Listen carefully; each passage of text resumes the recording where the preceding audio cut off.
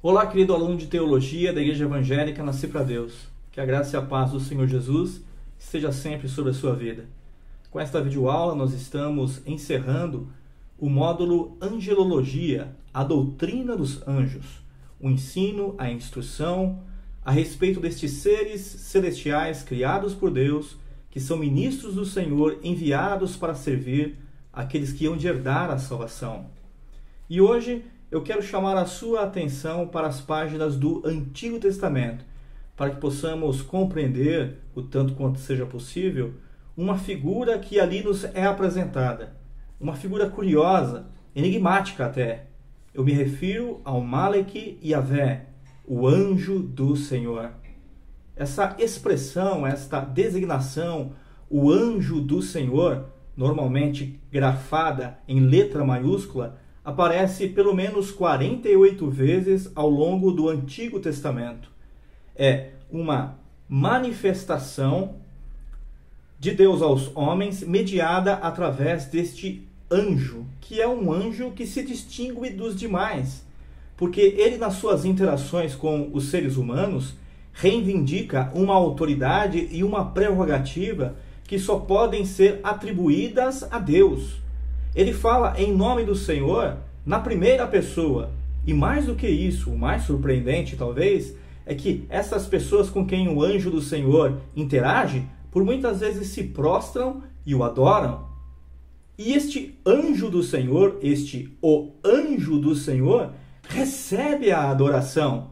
Ora, nós sabemos que os anjos não devem receber adoração, mas o anjo do Senhor a recebe. Mas quem seria então o anjo do Senhor? Seria ele um anjo de categoria especial, tal como são os serafins, os querubins e também o arcanjo Miguel? Ou será que, de repente, o anjo do Senhor é a aparição, é a manifestação visível e encarnada do próprio Deus no Antigo Testamento? Mas quem é o anjo do Senhor? Vamos, ao longo desta nossa aula e exposição, tentar compreender de forma adequada a respeito deste ser misterioso.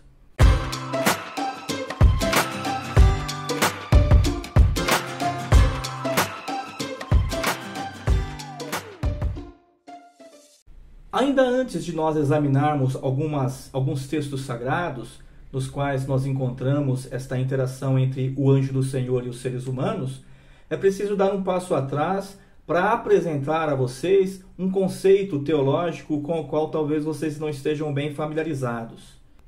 Vocês já ouviram falar de teofania? Teofania é uma palavrinha grega que surge a partir da junção de outras duas palavras gregas. Theos, Deus, e fania aponta para aparência, uma manifestação visível.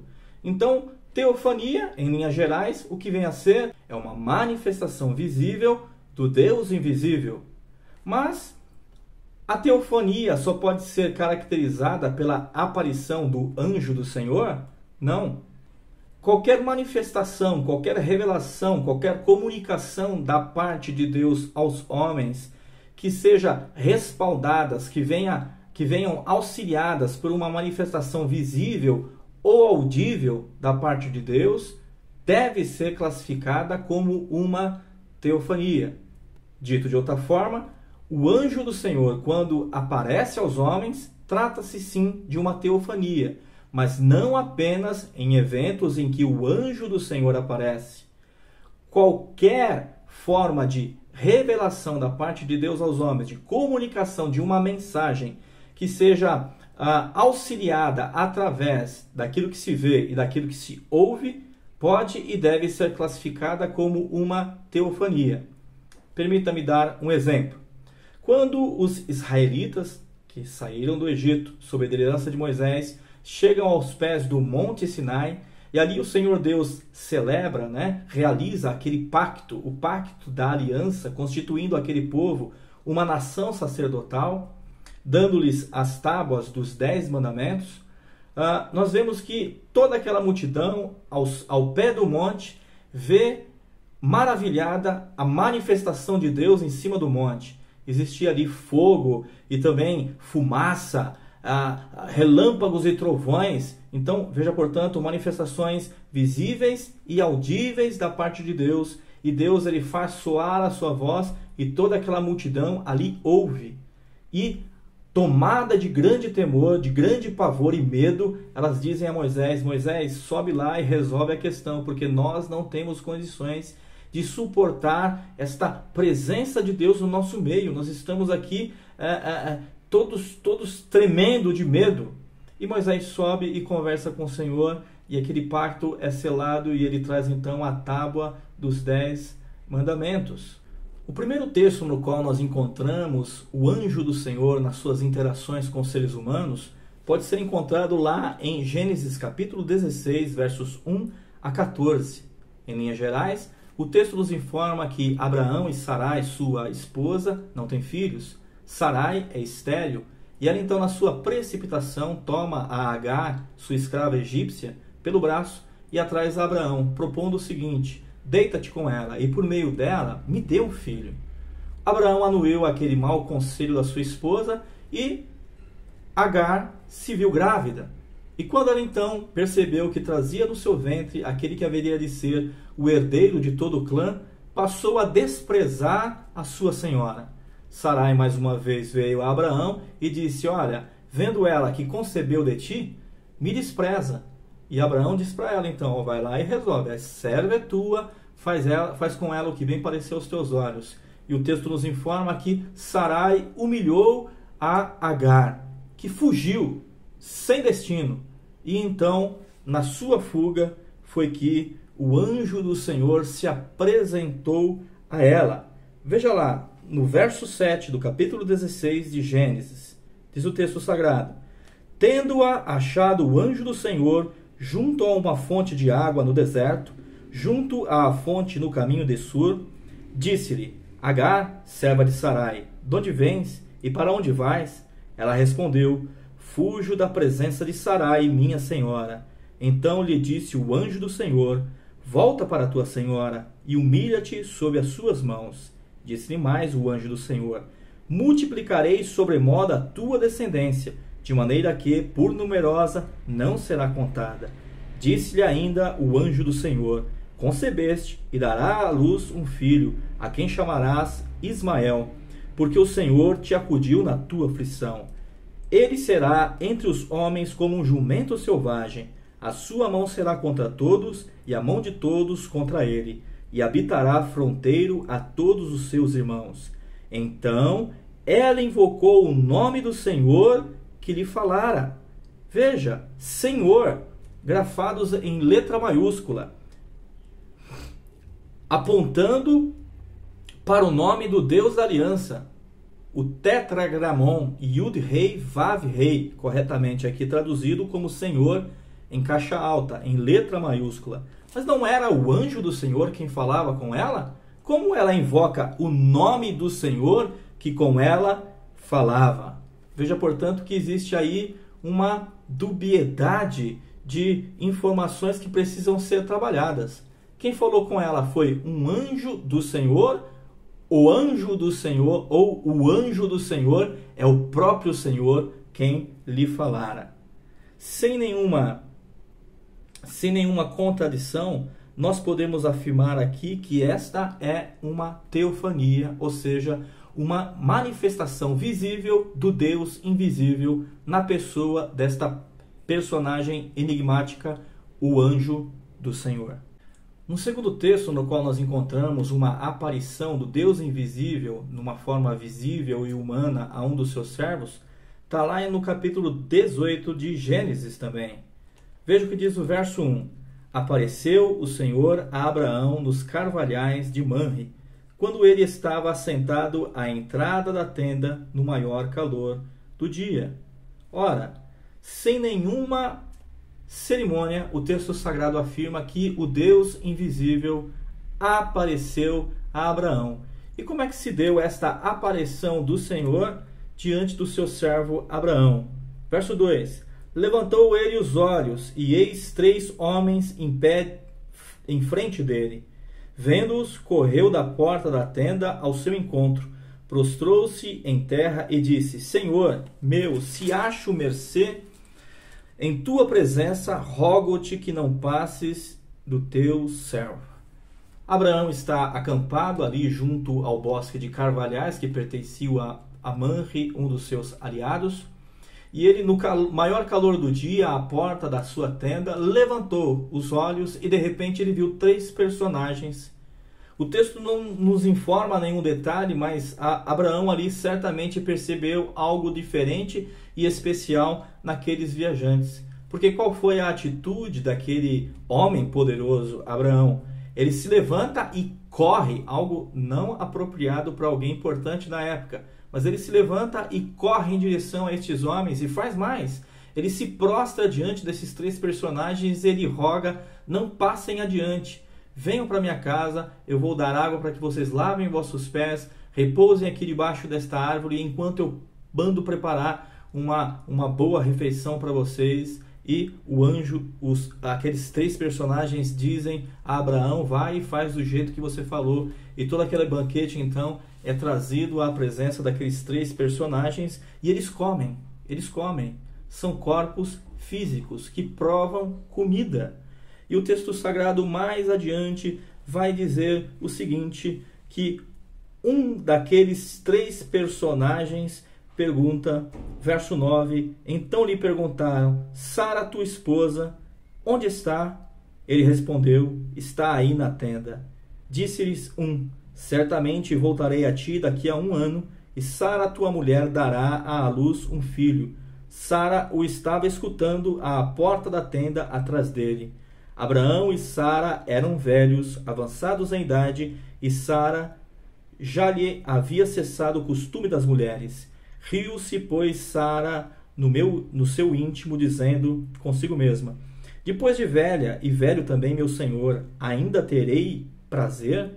Disse o Senhor a Abraão: porque se riu Sara, dizendo: será verdade que darei ainda à luz sendo velha? Acaso para Deus a coisa demasiadamente difícil? Daqui a 1 ano, nesse mesmo tempo, voltarei a ti, e Sara terá um filho. Então Sara, receosa, negou, dizendo: não me ri. Ele, porém, disse: não é assim, é certo que riste. Veja, portanto, que um dentre aqueles 3 personagens que ali estavam fala na primeira pessoa, dizendo-se o próprio Deus. Veja ainda o verso 13. Disse o Senhor a Abraão. Não foi o anjo, mas o Senhor. Então, nós vemos que nesse texto há também um evento teofânico, ou seja, o Deus invisível se apresentou de maneira visível e corpórea diante de um dos seus servos. Veja que eles não apenas são vistos, não apenas se pode falar com eles, mas também eles comem. Então, sem contradição nenhuma, sem medo de ser feliz, nós podemos afirmar que um desses 3 personagens era o próprio Senhor que visitou a seu servo Abraão.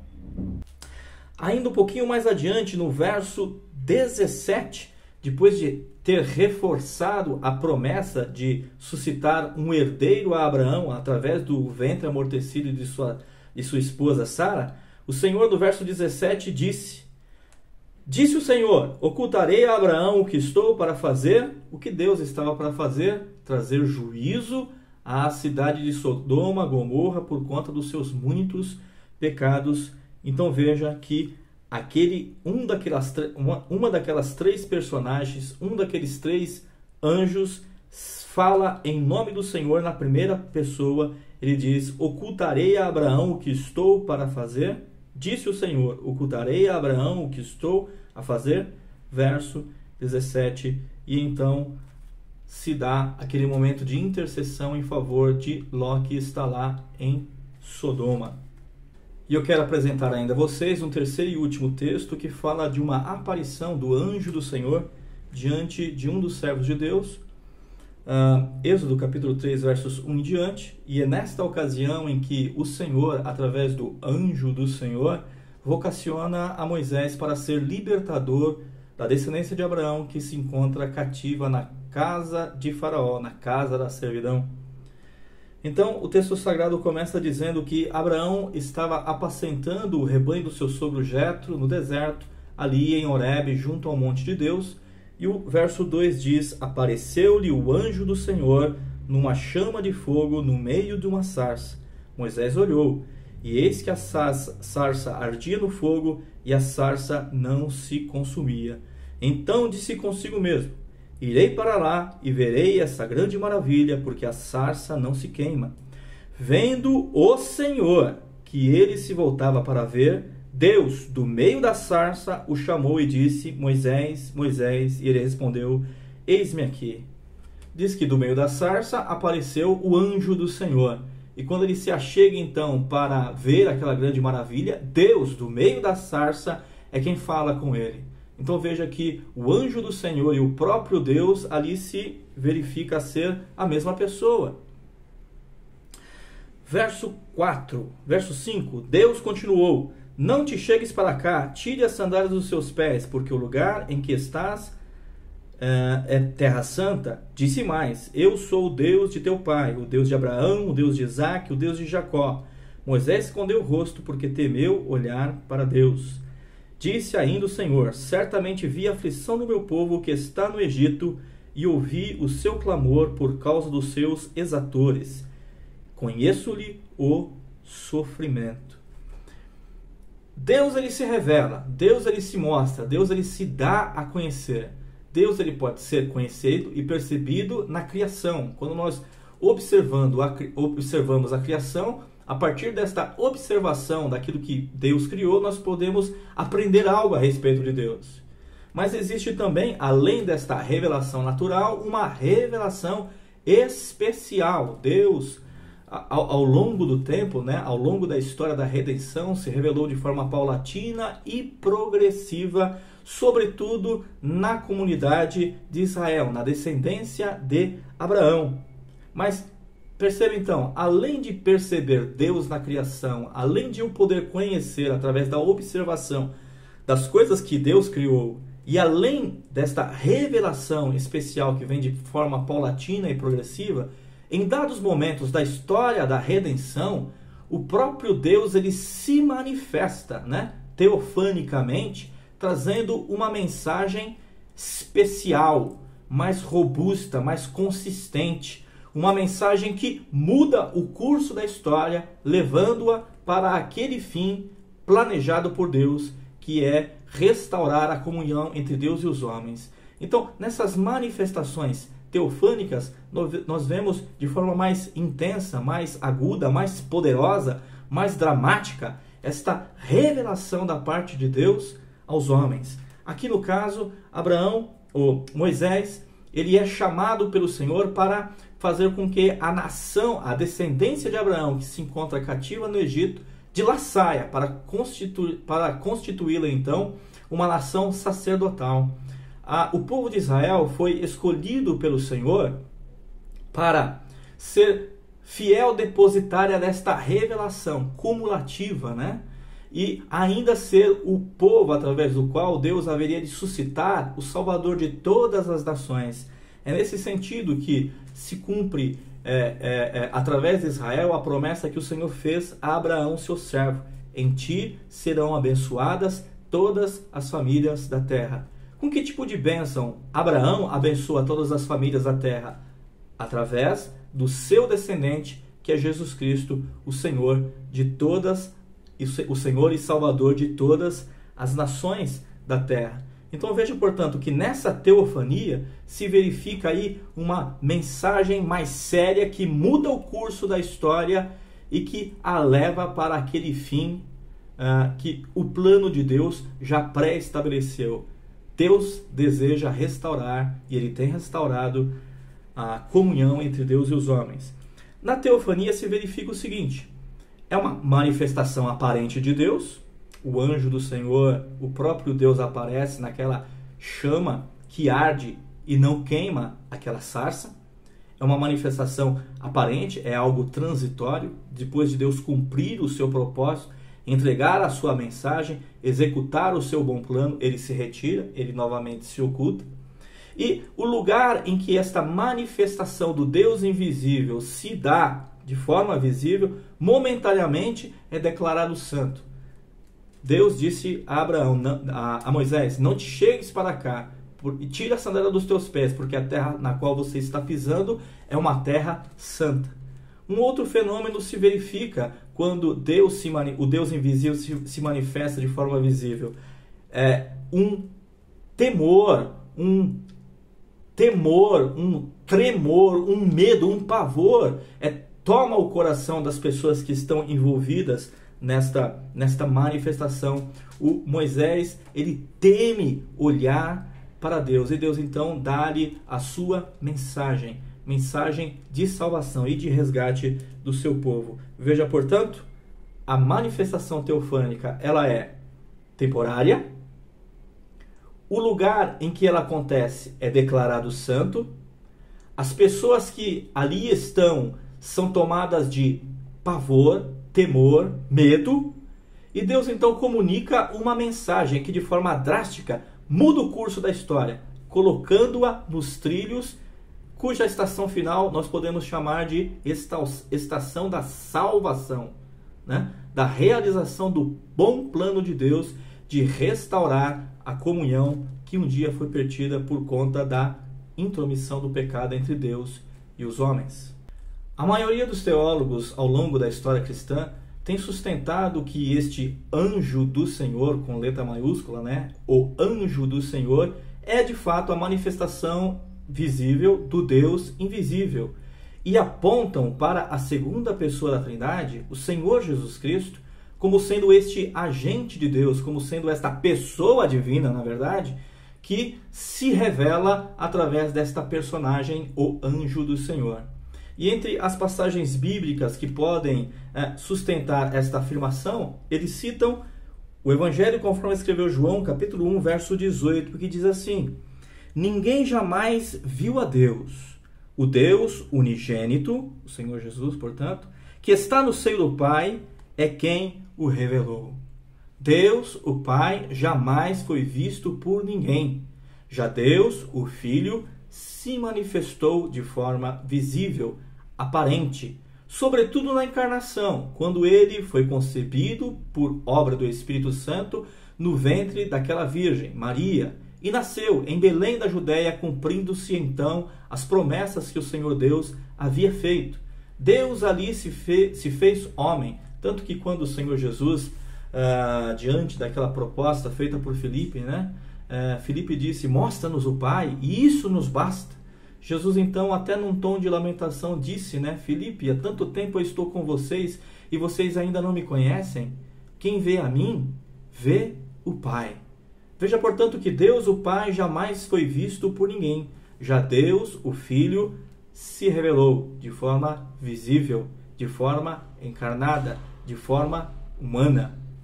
Mas ainda antes da encarnação do Verbo através do seu nascimento de uma mulher, se verifica que no Antigo Testamento o Senhor Jesus esporadicamente se mostrava visivelmente através desta personagem, o anjo do Senhor. A maioria dos teólogos da Igreja Cristã sustentam esta ideia e afirmam, sem ter medo de ser feliz, que o anjo do Senhor é uma aparição do Cristo pré-encarnado e, portanto, no Antigo Testamento. Há, contudo, uma outra possibilidade de interpretação que, tendo por base o costume da época, né, do Oriente, daquele tempo, então se afirma o seguinte, que quando se recebia um emissário do rei, esse emissário do rei era recebido como se fosse o próprio rei e falava na primeira pessoa, se valendo da autoridade que o rei lhe havia confiado. Então, tendo por base essa questão cultural e histórica, né, que remonta ao tempo do Oriente, dos tempos bíblicos, há pessoas que dizem, não necessariamente o anjo do Senhor é o próprio Senhor, mas é um anjo, de fato um anjo, uma criatura, que recebendo de Deus uma ordem muito específica e autoridade para isso, ele deveria ser recebido, como de fato foi, como sendo o próprio Deus. Mas ele não é Deus, ele é o emissário de Deus, mas ele vem imbuído e respaldado de uma autoridade que ele fala na primeira pessoa e recebe, entre outras coisas, até adoração. Eu acho que não é bem assim, mas existe aí esta possibilidade de interpretação. Com isso, meus irmãos e minhas irmãs, só me resta agradecer, o privilégio que Deus me concedeu de, neste último mês, poder servir aos irmãos e irmãs com algumas informações que queira Deus, acrescente alguma coisa sobre a sua vida, não apenas nas questões intelectuais, mas sobretudo no seu coração, no que diz respeito à sua vida de comunhão com Deus e de devoção com o Senhor. Bendito seja o nome de Jesus e que Deus os abençoe, é a minha oração.